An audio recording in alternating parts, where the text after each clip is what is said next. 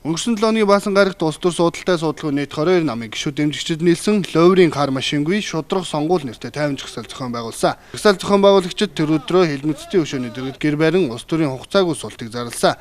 Улс төрийн намууд нэг өдрөөр ээлжлэн сууж шудраг сонгуул явуулахын төлөө шудраг сонгуулийг хэлцэхийг шаардаж иргэдээс гарын ус үзүүлсээр байгаа юм. Суулт өнөөдөр 4 дахь өдрөөр үргэлжилж байна. За ер нь бол бид нийтээрээ ярьж шилэн данс гэдэг тийм ээ. Шилэн данс гэдэг одоо бүх нийтээр одоо Монголын төрийн албан агч нар төрийн байгууллагууд мөрдөж байна. Яагаад шилэн сонгуул гэж хийж болдгоо.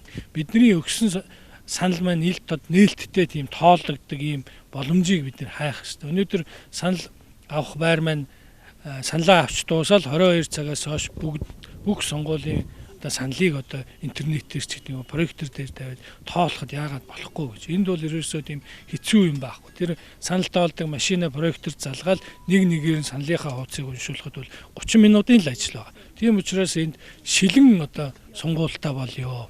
Бүгдэнд нь нээлттэй бүх үр дүнгийн нэр дэвшигч нь хүлээн зөвшөөрдөг болыг нийт сонгогч миний санал үр дүнтэй байна гэдгийг ч хүлээн зөвшөөрдөг болыг. Гол шаардлага маань болохоор мэдээж хүн одоо нийгэмд сошиалар бас ард түмэр бас мэдж байгаа. Сонгуулийн энэ лоурцын хар машиныг талаар юусаа хатуу байр суурьтай байгаа. Тэгээд дээрээс нь тэр нөгөө бидний сонгуулийн тухай хуулинд 8 зүйл оруулсан байгаа шүү дээ. Тэгээд тэр 8 зүйлийг бас яагаад хэлцэхгүй байгаа юм бэ? Тэгээд энэ их хэрэгч арслан нам мөн улсын их хурл нөгөө төрийн эрх хөрж хүмүүс мөн ерөөсөө энэ хуулийг ерөөсөө батлуулахгүй гэсэн тал дээр хатуу байр суурьтай байна. Гэтэ ард түмэл болоо бид хүчтэй.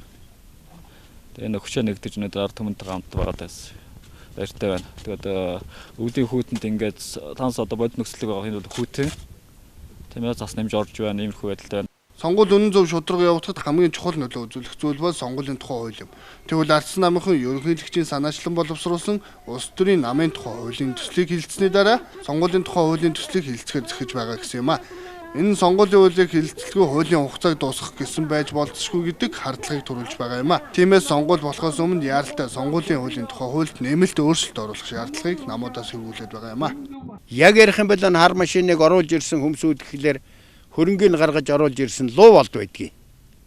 Их хурлаас хяналт тавих комиссийн дарга нь зандаа хуугийн инх болд байдгийг. Гэхдээ тэр үед их хурлын дарга болоогүй. Их хурлын нэг байнгын хорон дарга байлгүй гишүүн байлгүй тийм байсан юм. Засгийн газраас хэрэгжүүлэх хүн нь нормын алтан хувийг гээд баярыг ерөнхий сайд байхад тэргүүн шадар сайд байсан хүн. Ингээ гурвал арчилсан намынх байгаа биз. Тэгээ энэ хүмүүсүүд бол бараг одоо Америкийн нэгдсэн улсад хэрэглэхээ байгаад одоо үндсэндээ хогдоор хайсан чихэн юу юм? Тим имийг асар их өндөр үнээр оруулж ирсэн. Тэгээ эннийхэн үр дүндч одоогийн энэ хууль бус их хурл, хууль бус засгийн газар бүрдээд байгаа гэж би үздэг хүн.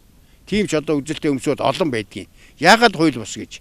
Яагаад гэвэл улсын их хурлыг хуулиар тухайн одоо улсын их хурлууд сонгогдсон гишүүдийн хамгийн өндөр настай даргална гэж байдгийг. Тэр нь Дэмбэрл гэж хүн бий. Монгол Ардын нам. Гэтэл Монгол Ардын намын баг хурлыг хийж байх үед хойгуур нь нууцаар хулгайч маягаар одоо энэ цог дараачийн өндөр насны байдаг юм уу? Цог даргалаад өнөө шудраг ерөнхийлөгч удирдаад ингээд одоо Ловрийн их хурл, Ловрийн засгийн газар одоо 3 жил явж байгаа гэж би ингэж үздэг хүн. Тийм учраас энэ хар машинаар одоо санал авахгүй бол энэ хэдийн зэсэн зухих юм аа. Иргэдийн 90% нь хар машинд итгэхгүй байна. Сонгуулийн хуулийг батлахгүй хар машинаар сонгогчдын саналыг тоолно гэдэг байгаагийн цаана ловер хийгийг завдаж байгаа гэх хардлага нийгэмд байгаа юм а. Тиймээс энэхүү эргэлзээ хардлагыг үгүй хийж шийдэлд хүрэх хэрэгтэй. Хар машинаар санал тоолоход 30-аас 40 тэрбум төгрөг зарцуулдаг. Давхар гараар санал тоолоход 1 төгрөг зарцуулагдахгүй. Наашлагын 8 өөрчлөлт гэх 8 залтай сонгуулийн хуулийг өөрчлөе гэх байр суурин дээр эрх баригч намаас бусад бүх улс төрийн намууд байгаа юм а.